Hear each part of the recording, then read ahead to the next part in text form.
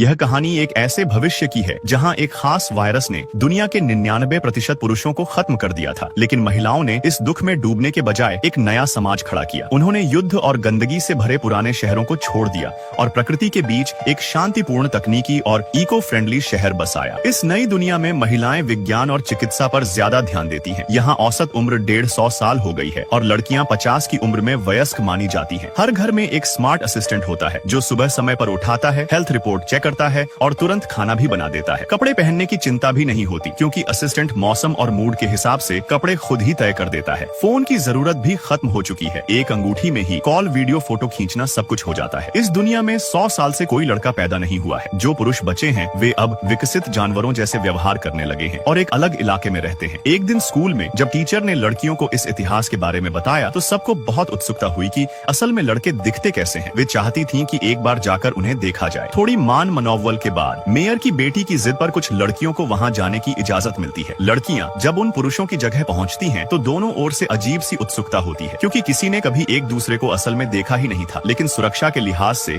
लड़कियों को नजदीक नहीं जाने दिया गया। जब लड़कियां वापसी की तैयारी कर रही थी तब पता चला कि मेयर की बेटी शाओमी गुम हो गई है। वो दरअसल एक बतख को देखकर हैरान थी क्योंकि उसने कभी ऐसी चीज नहीं देखी थी। तभी एक लड़का वहां आता है और दोनों छुप जाते हैं ताकि कोई उन्हें देख न ले। इस बीच लड़का और लड़की आपस में थोड़ी बातचीत करते हैं, लेकिन अचानक गलती से लड़का लड़की को हल्के से छू लेता है। इससे लड़की डर जाती है और तुरंत अपनी अंगूठी से अलार्म बजा देती है। अलार्म की आवाज सुनकर बाकी लोग आ जाते हैं और दोनों को पकड़कर अपने नेता के पास ले जाते हैं। वहाँ यह तय होता है कि एक प्रतियोगिता रखी जाएगी। जो पुरुष जीतेगा वह इन लड़कियों को अपने पास रख सकता है। एक मजबूत आदमी दाजुआंग सामने आता है, लेकिन वही लड़का जो लड़की की मदद कर रहा था हिम्मत करके प्रतियोगिता में उतरता है। हालांकि वो ज्यादा ताकतवर नहीं होता, लेकिन एक हादसे में गलती से उसकी मारी गई थप्पड़ नेता को ही लग जाती है और वो बेहोश हो जाता है। इसी अफरा तफरी में लड़का लड़कियों को भागने का मौका देता है और खुद भी वापस अपने घर लौट आता है। उधर एक लड़का गलती से महिलाओं के शहर की एक स्मार्ट गाड़ी में छिपकर वहां पहुंच जाता है और एक नर्स का भेष धारण कर लेता है। शहर में किसी को शक नहीं होता और उसे नर्स की तरह काम पर रख लिया जाता है। फिर उसके साथ कई अजीबोगरीब घटनाएं होती हैं। एक महिला उससे स्वास्थ्य जांच करवाती है तो दूसरी उसे मसाज देती है जिससे वो असहज हो जाता है। बाद में उसका झूठ उजागर हो जाता है कि वह असली नर्स नहीं है। दूसरी ओर स्कूल की टीचर शाओमी को बच्चों को पुरुषों के इलाके में ले जाने पर अदालत में बुलाया जाता है। नियमों के अनुसार यह मना था। शाओमी साबित करती है कि बच्चों की जिद थी, लेकिन उसकी एक सहेली बाद में सबके सामने बता देती है कि शाओमी को एक लड़के ने चूमा था जो उसने सबसे छुपाया। इस पर शाओमी को सजा दी जाती है। वहीं जो लड़का गलती से महिलाओं के इलाके में आया था उसका भी भेद खुल जाता है और लोग जान जाते हैं कि वह असली नर्स नहीं है। लेकिन कहानी का अंत तब होता है जब पता चलता है कि यह लड़का जो खुद को नर्स बता रहा था असल में एक खास आदमी है, एक ऐसे इंसान का बेटा जो पहले से इस समाज से जुड़ा हुआ था। इस खुलासे के साथ दोनों दुनियाओं की सोच और